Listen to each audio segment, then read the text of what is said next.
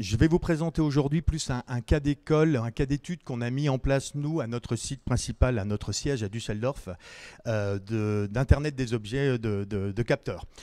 Tout simplement parce que Henkel est connu... alors attendez, hop, je vais réussir à faire passer...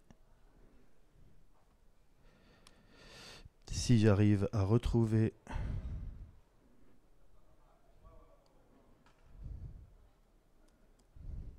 J'ai mon ordinateur qui a bugué, évidemment, au bon moment.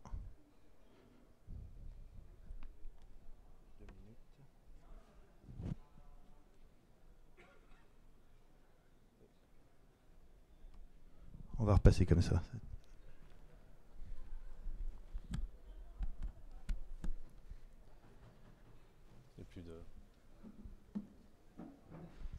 Bon, je vais le laisser. Ça sera coupé au montage, évidemment. Ouais, je vais le laisser en mode comme ça. Ok.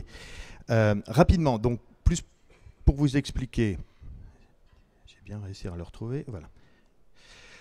Henkel, donc tout le monde connaît Henkel plutôt pour nos marques grand public, hein, les marques Lisiviel. On est un groupe allemand basé à Düsseldorf, un peu plus de 21 milliards, et nous avons deux grandes divisions. Les marques grand public, tout ce qui est lessive et détergent. Moi, je fais partie de ce qu'on appelle les technologies adhésives, connues pour les marques Robson, Loctite, Bonderit, tout ce que vous trouvez. Donc, on a un historique, grâce à Loctite, de plus de 40-50 ans maintenant dans la maintenance. Et on nous a demandé, depuis des années, où on est quand même des spécialistes de la réparation de tout ce qui est équipement de maintenance, de travailler, comme vous voyez, nous, on était connus pour le réactif. Donc là, c'est une partie, par exemple, réparation des pipelines ou des tuyaux. Donc on vient réparer les tuyaux par l'extérieur pour garantir 5-10 ans de durée de vie à vos tuyaux qui sont corrodés, qui sont abîmés. L'avantage, c'est réparer plutôt que remplacer. On est connu pour le préventif, nos fameuses bouteilles rouges, les cols anaérobies pour les freins filés, les étanchéités planes, tout ça, c'est dans l'équipement de la maintenance. Et on nous a dit depuis quelques années, aller plus aussi, on voudrait aller maintenant, on voudrait avoir du prédictif, du normatif. On a travaillé depuis une dizaine d'années sur des capteurs. Donc nous, on a embauché une masse d'ingénieurs, créé des algorithmes. On a travaillé avec des startups pour créer des capteurs qui soient demandés par l'industrie. Et on a créé cette unité qu'on appelle chez nous Loctite Pulse. Donc on a gardé le nom Loctite puisqu'on est connu dans la maintenance pour le nom Loctite. Mais on l'a appelé Pulse comme prenez le pouls de vos équipements. C'est un peu le motto de cette nouvelle division. On répond à 4 mégatrends. La durabilité, hein, c'est plus quelque chose qui est des vœux pieux. Hein. Toutes les entreprises ont pris des réduction de CO2, réduction d'énergie. Donc il y a un changement d'orientation des parties prenantes. Hein. Ce n'est plus désormais des vœux pieux, mais c'est vraiment des engagements clairs. Il y a des coûts énergétiques. On a tous vécu ces dernières années. L'énergie qui était pas chère il y a quelques années est devenue maintenant très chère et reviendra plus à des niveaux qu'on a connus. La transition énergétique, bien entendu, qui est désormais importante, et des infrastructures vieillissantes. En Europe, on est particulièrement impacté avec des usines qui maintenant ont 40, 50, 60 ans et donc qui commencent toutes à vieillir. La pénurie de compétences, là j'ai participé tout à l'heure à plusieurs conférences et en effet c'est un des points les plus critiques, hein, les main-d'œuvre qualifiées de plus en plus rares, la main-d'œuvre qui est vieillissante et attirer, on va dire, les jeunes et la nouvelle génération avec autre chose que simplement une clé à molette et de l'huile, c'est aussi maintenant quelque chose qui est important. Donc, et tout ça, ça a été mis aussi en fonction de la digitalisation, ce qui n'était pas possible il y a encore 4 ans.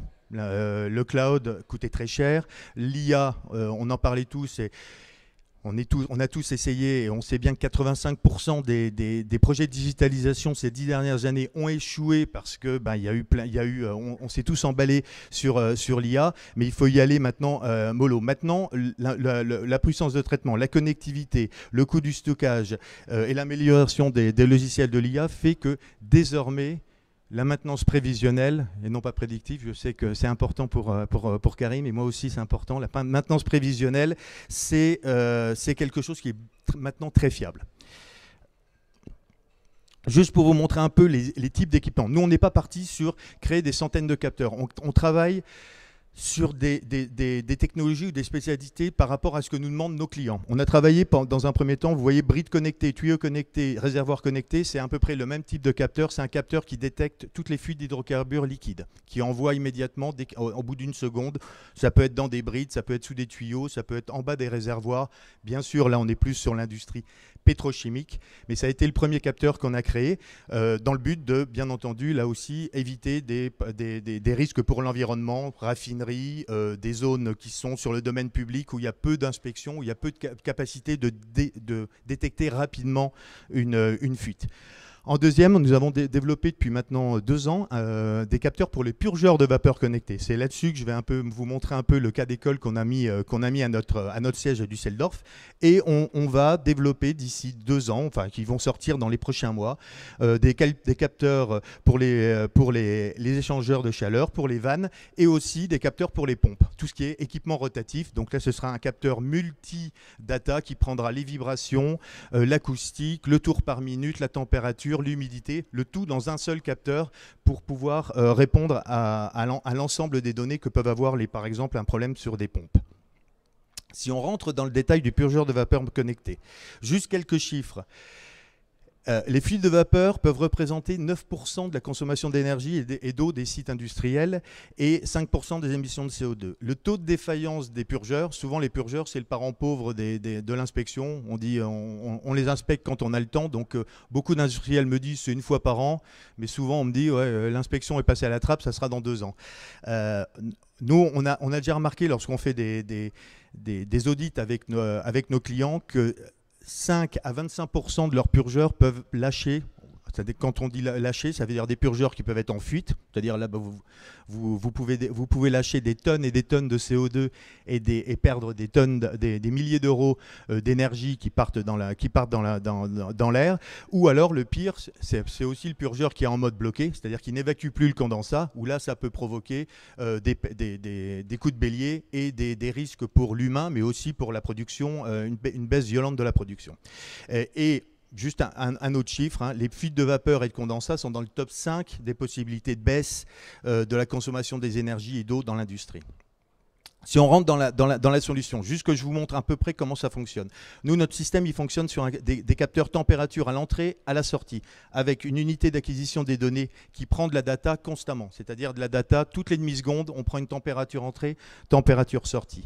Elle envoie en Bluetooth à une passerelle, on va dire un super téléphone portable qui prend toutes les données et qui les envoie via 4G, donc qui est équipé d'une carte eSIM, qui les envoie via 4G au cloud Lockheed. Le cloud Lockheed décrypte les datas, les analyse et les renvoie sur une application. Hein. C'est une solution SaaS qu'on propose, c'est-à-dire de A à Z. On vous met l'équipement. Vous n'avez pas à payer. On parlait tout à l'heure de l'entretien de l'intelligence artificielle. Ça, c'est notre boulot. Ça fait partie, on va dire. Nous, on propose un abonnement mensuel. Le client ne doit pas commencer à mettre 30 000 € de hardware avant de commencer à avoir un ROI.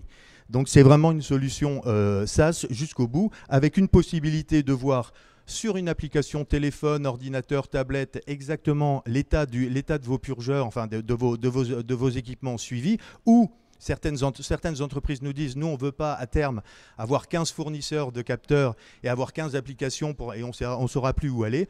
Donc on a une possibilité de faire du cloud to cloud ou de l'API, c'est-à-dire les datas qui sont dans notre cloud, data brutes, hein, qui remontent des capteurs, mais aussi les datas analysées, les alertes, l'état des machines, on peut le renvoyer directement sur le cloud du client. Là on rentre dans le détail de notre cas d'école, et c'est ce qu'on propose à tous nos clients, c'est-à-dire on ne part jamais sur une installation massive. C'est le meilleur moyen pour dépenser beaucoup d'argent et à la fin pas avoir de ROI chez le client. Donc on essaye vraiment de partir sur phase pilote et ensuite monter en puissance. On fait exactement ce qu'on a fait chez nous à Düsseldorf, au siège à Düsseldorf, on le fait exactement chez tous nos clients. Juste pour vous montrer un peu, donc là vous voyez c'est une usine typique allemande.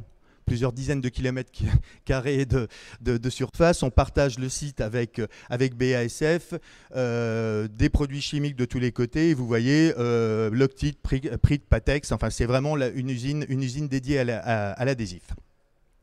Là, vous voyez quelques projets pilotes qu'on a mis en place, puisque tous les capteurs qu'on développe sont testés en amont chez nous. Là, aujourd'hui, je vais vous parler du purgeur de vapeur connecté. Vous voyez qu'on a mis en pilote 70 purgeurs qui étaient en pilote. On est monté à 350 et le but est d'avoir à peu près 400 purgeurs sur le site qui soient suivis. Le projet pilote est assez simple. Comme je vous disais, on teste nos solutions chez nous avant de les mettre chez le client, tout simplement parce que notre marque Loctite, on a mis des décennies à la construire au niveau qualité et au niveau fiabilité chez nos clients. Loctite Pulse, on ne veut pas casser la marque Loctite en allant trop vite sur l'IA. Donc on teste tous nos produits et le ROI avant d'aller les vendre chez nos clients. La validation, en deuxième point, la validation des économies théoriques et le retour sur investissement. Et ensuite, avec les équipes des clients, on passe en revue le projet et on décide de monter en puissance. Quand je vous parlais tout à l'heure de 85% des projets de digitalisation qui échouent avant la fin, c'est que tout simplement, on loupe quelque chose. Dans la digitalisation, il faut avoir il faut que le management de vos clients, de nos clients, soit OK. Si le management voit ça comme une dépense futile, on n'y arrivera jamais. Il faut que ça vienne du top-down en termes de décision. Et il faut un accompagnement. C'est ce qu'on a vraiment compris, c'est-à-dire qu'on ne donne pas les capteurs en disant bonne chance. Nous, quand on met en place un contrat avec un client, c'est des réunions, et même dans le projet pilote, et même une fois que le projet pilote est terminé, c'est des réunions mensuelles avec les équipes en disant vous avez bien eu les alertes, est-ce que vous avez réagi? Parce que il y a aussi un autre problème dans la maintenance, c'est la pénurie de compétences. Beaucoup, au début, on pensait que les alertes allaient être gérées. Et quand on appelait le client, on appelait le responsable maintenance qui me disait oui, j'ai eu l'alerte, mais entre-temps, on m'a appelé 4 fois ailleurs. Et donc, le purgeur, il est toujours en train de fuir. Donc, ça ne sert à rien d'avoir une alerte si derrière, il n'y a pas d'action. Donc, c'est vraiment aussi un accompagnement. On prend le téléphone, on dit au client, allez-y, allez vérifier pour que le client soit aussi conscient que l'action la plus rapide, c'est ça qui va provoquer les gains énergétiques et le retour sur investissement. Donc là, quelques éléments du projet pilote. Ensuite, on évalue le projet, comme je vous disais, et on fait un retour sur investissement. Retour sur investissement, nous, les paramètres. Donc, vous voyez, nombre de purgeurs 70, avec une pression vapeur qui allait de 4, 20 à 40 bars, des tailles de purgeurs de 15 à 25 en DN et 4000 heures de fonctionnement de ces purgeurs. Un coût vapeur à 120 € la tonne, qui varie. On demande au client à chaque fois combien il paye sa tonne de vapeur produite dans son usine. J'allais dire, nous, ça date de Düsseldorf, mais les Allemands se sont pris la crise énergétique encore plus fort qu'en France. Donc en France, on est un peu en dessous, mais l'énergie est un point important et c'est ce qu'on demande déjà aux clients dès le départ, le coût de sa tonne de vapeur produite. Les KPI qu'on a pris, on peut avoir des KPI différents, le coût matière, l'accumulation des condensats. Nous, on s'est dit la perte vapeur et les émissions de CO2. Vous voyez qu'en faisant sur un an un test sur 70 purgeurs, on a extrait de par les alertes, de par les actions, on va dire une action, une alerte de fuite. C'est simple, comment on calcule. Le client nous dit ma prochaine inspection elle est prévue en octobre.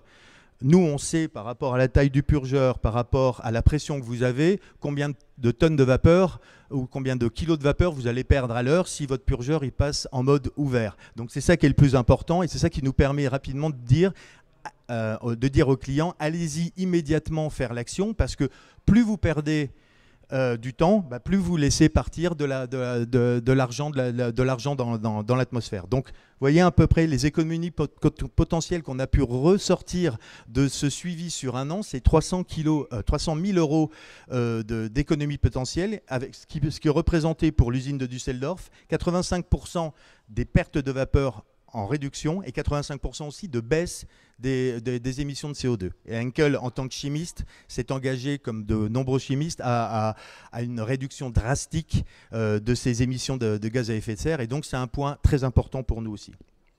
Une fois qu'on a fait le retour sur investissement avec le client et qu'on a le OK de monter en puissance, l'importance, nous au début on installe nous-mêmes les produits chez les clients, quand on parle de quelques dizaines de capteurs. Si après le client commence à dire j'ai 2000 purgeurs, on n'ira jamais lui dire monitorez vos 2000. Il faut toujours monitorer les purgeurs les plus critiques, qui sont ceux qui font marcher la production, ceux qui sont vraiment stratégiques pour le client, et pas ceux qui pratiquent, par exemple, fonctionnent 6 mois dans l'année pour le chauffage des bureaux. C'est vraiment les purgeurs critiques.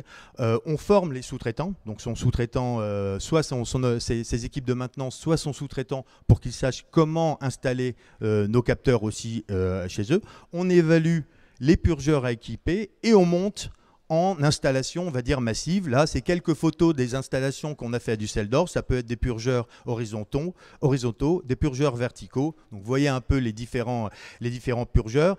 L'intérêt aussi de monitorer certains purgeurs, c'est, on a remarqué à Düsseldorf, des purgeurs qui sont à 20 mètres ou 30 mètres de hauteur, cachés sous de l'isolation. Là, vous êtes sûr que votre inspection de purgeurs, ceux-là, ils vont jamais être inspectés parce qu'il faut monter des échafaudages. Ça représente énormément. Et là, vous voyez simplement ce que c'est une passerelle, c'est-à-dire la passerelle, elle prend les datas d'une dizaine de purgeurs dans les 30 mètres autour d'elle. Donc c'est l'intérêt d'avoir ces passerelles. Là, vous voyez, la passerelle remonte les datas dans le cloud. Une fois qu'on a fait l'installation des capteurs, on relie le système et on relie les alertes souvent à la GMAO du client. Et donc voilà comment ça peut se faire immédiatement et concrètement. Vous voyez typiquement à gauche une notification d'alerte. Là, donc c'est dans l'application Lockheed Pulse. Une alerte est envoyée. Votre purgeur X, allée numéro 1, bâtiment numéro 3 est en fuite.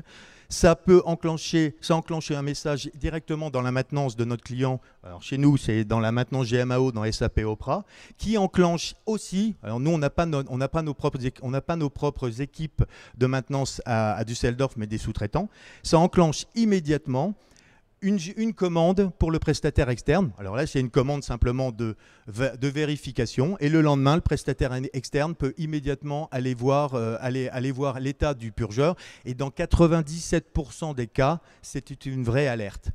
Les 3% des cas ne sont pas des fausses alertes. Ça peut être une alerte, mais ça peut être une alerte qui est non pas due à un problème du purgeur, mais par exemple à un problème humain. On a eu le cas il y a encore quelques jours à Düsseldorf où une alerte est arrivée.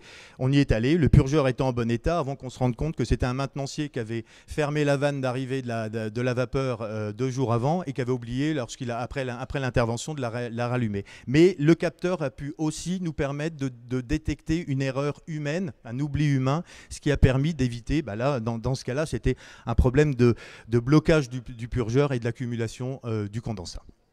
Quelques cas, et là je termine, deux cas d'école avec quelques chiffres. C'est deux clients qu'on a eu. Je ne peux pas parler de certains clients en France parce qu'on a des contrats de confidentialité. Là, c'est des clients qui ont accepté qu'on donne leur nom. Donc c'est un groupe, Bazan est un groupe israélien qui est un gros pétrolier, un producteur de pétrole. Quelques exemples. Donc le but, c'était pour eux réduire les défaillances de purgeurs, non pas pour automatiquement gagner de l'argent, mais c'est vraiment aussi optimiser la production. Ces 312 capteurs ont permis de passer de 87% de productivité à 93% de productivité rien que sur les sites de Bazan. 4000 tonnes d'émissions de CO2 ont été évitées grâce au suivi des purgeurs de vapeur. Des économies de 280 000 euros et 76% de retour sur investissement et 17 000 tonnes de vapeur qui ont été économisées par le client. Un deuxième cas totalement différent, là on est dans une laiterie en Suisse, un gros fabricant de produits laitiers. Et là, la vapeur aussi, dans la stérilisation, ça peut être une catastrophe.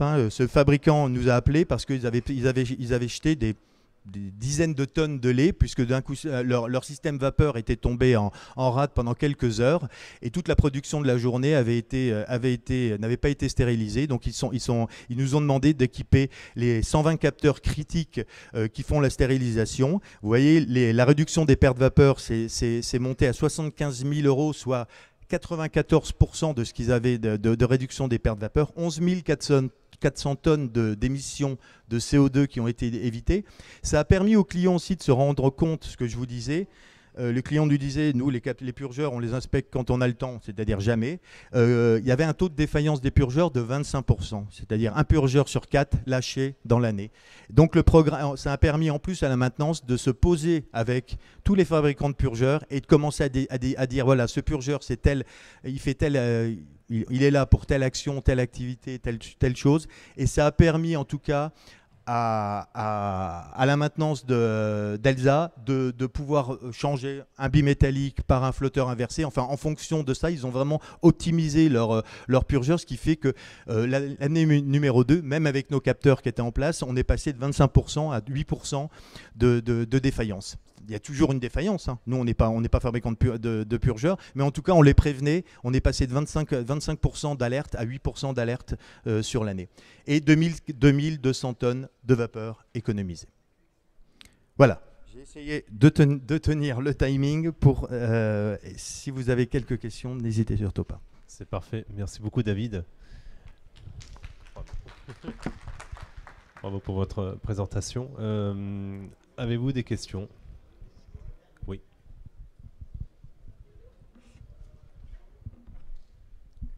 Merci. Si j'ai bien compris, en fait, vous surveillez la température amont-aval du purgeur. C'est cela. Voilà.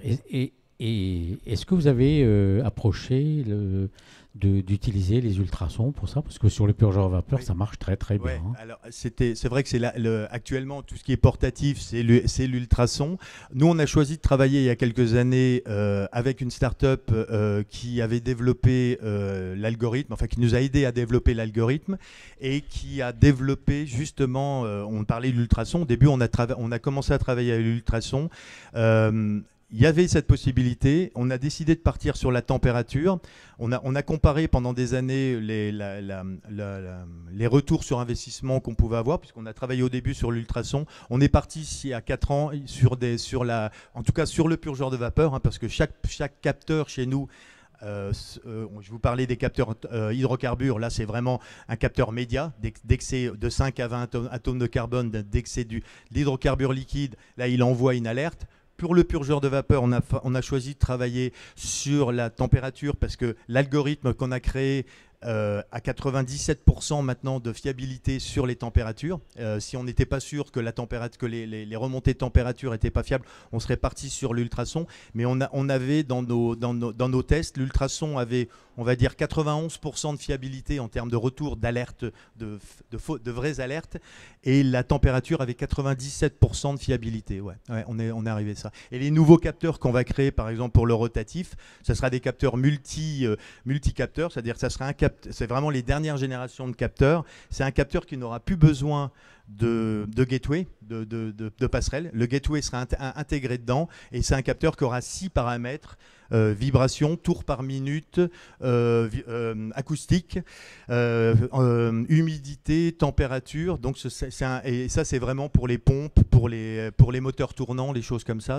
Donc on va dire chaque capteur qu'on crée, là, sur le purgeur, c'est température, mais sur les autres capteurs, ce sera sans doute la vibration, les choses comme ça. Mais en effet, la température s'est révélée être plus fiable en termes de pourcentage de vraies alertes qu'on avait. Ouais. Ouais. Oui, c'est parce que le capteur est installé à demeure, donc au niveau des temps de réponse... C'est ça, c'est vraiment le but, c'est d'avoir l'alerte dans la... Enfin, l'algorithme apprend de l'ensemble des capteurs, comme toute intelligence artificielle, mais en moyenne, c'est au bout d'une minute... Enfin, l'algorithme, quand il commence à se dire il y a un problème avec les remontées de température, ça va être un purgeur, quand ça s'ouvre et que ça envoie le condensat, la température change légèrement pendant quelques secondes et revient. Si on voit que la température change pendant quelques minutes, c'est là que l'algorithme va commencer à envoyer une alerte en disant une alerte orange chez nous qu'on dit, puisque un purgeur en fuite, c'est, on va dire, un warning. Un purgeur fermé, si on sent que là il n'y a plus le condensat qui s'évacue, on va envoyer une alerte rouge, puisque ça peut vous provoquer en termes humains ou en termes risque pour la production des choses beaucoup plus importantes. Alors qu'un capteur en fuite, bon, c'est de la perte d'argent, de la perte de vapeur, mais c'est quelque chose quand même qu'on prévient le client pour intervenir immédiatement. Merci. Merci. Merci Karim. Est-ce qu'il y a d'autres questions par hasard? Juste rappeler le temps, la durée du projet Düsseldorf, ça a pris combien de temps finalement?